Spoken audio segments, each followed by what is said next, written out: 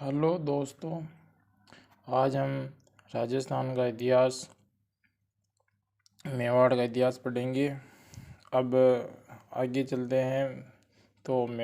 मेवाड़ में कौन कौन से जगह को बोलते हैं, जैसे मेवाड़ में कौन कौन से किसको बोलते हैं। तो मेवाड़ में चित्तौड़ आता है, उदयपुर आता है, राजसमंद आता है, भीलवाड़ा आता है और प्रतापगढ़ आता है।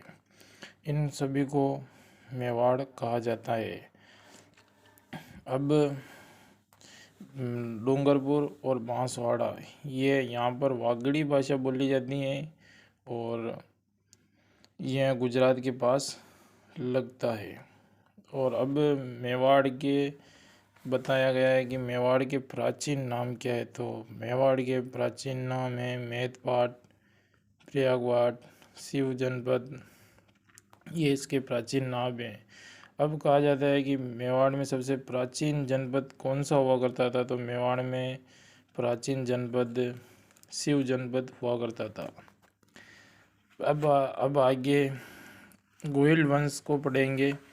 तो गोहिल वंश का शासन कहाँ था। तो गोहिल वंश का शासन राजस्थान में मेवाड़ में था। और जंगस्टोड एक इतिहासकार थे, उन्होंने ये थ्योरी दी कि गुजरात में एक जगह पड़ती है वल्लभी के शिलादित्य राजा थे। अब जो जंगस्टोड ये थ्योरी बता रहे हैं, वो उन्होंने अपनी इन थ्योरी में कहा है कि एक गुजरात के पास वल्लभी जगह पड़ती है। वल्लभी के राजा शिलादित्य थे और उसकी रानी का नाम पुष्पावती था। और कहा जाता है कि एक दिन पुष्पावती पूजा करने जा रही थी। तो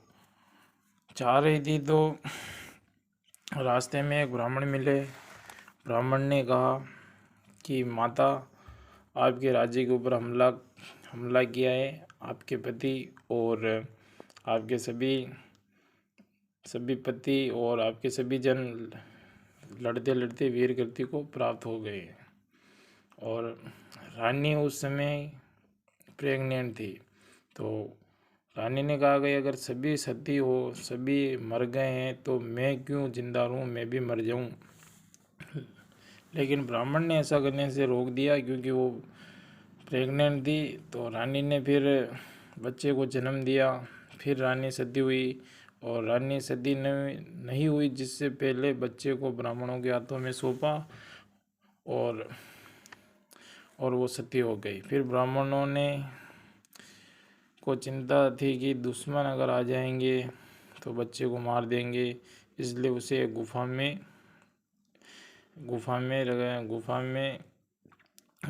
रखा और बच्चे का नाम गो आदित्य पड़ गया।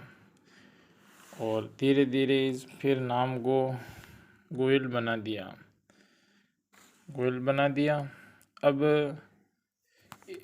अब अबुल फजल एक नई थ्योरी देते हैं। अबुल फजल एक और नई थ्योरी देते हैं। ये तो ईरान के राजा नौशेखा खां आदिल के वंशज थे। ये गोहिल वंश की बात कर रहे हैं। ये भी एक अबुल फजल एक नई थ्योरी देते हैं। और अपने गोहिल वंश जो सूर्यवंशी हिंदू रहे होंगे, क्योंकि अभिलेख में सूर्यवंशी का है। अब आगे बताते हैं कि गोहिल वंश सूर्यवंशी रहे होंगे, क्योंकि आगे के अभिलेखों में इनका नाम सूर्यवंशी पड़ा है। अब जंगस्टोड जोधपुर के इतिहासकार और एक नैन्सी, इन्होंने भी कहा है कि जो गोहिल वंश है इसकी 24 शाखाएं हैं। और तो किसने कहा है भाई गोहिल वंश की 24 शाखाएं। तो ये अपने जंगस्टोड और नैन्सी। जयपुर के पास में एक जगह पड़ती है चाकसू, पहले बोलते थे चापसू। तो गुजरात में एक जगह पड़ती है कल्याणपुर। वहाँ पर इनका सनातन महाराष्ट्र शिवाजी को भी कहते हैं, वो गोहिल वंश के थे। और नेपाल के राजा भी गोइल वंश के थे। तो टोड और नैन्सी वर्णन करते हैं कि 24 शाखाएँ हैं गोइल वंश की। तो इसमें सीधा सीधा बताया गया है कि जो गोइल थे इनका ये कौन कौन थे, कहाँ पर इन्होंने शासन किया है। तो गोइल वंश गुजरात में भी थे, और जो महाराष्ट्र के शिवाजी है छत्रपति, वो भी गोयली थे, इसमें बताया गया है। और आगे ये राजस्थान के इतिहासकार को अभिलेख मिला, गौरी शंकर ओझा जो राजस्थान के अभिलेख थे, और ओझा को अभिलेख मिला, सामूल्य अभिलेख जो मिला 646 ईस्वी उदयपुर के अंदर जगह पड़ती है, वहाँ पर इनको अभिलेख मिला है। अब ओझा जी ने कहा और उनको अभिलेख को पढ़ा है, तो शिलादित्य नाम के राजा का शिलादित्य कौन था, तो गोयल के 5वीं पीढ़ी के वंशज था।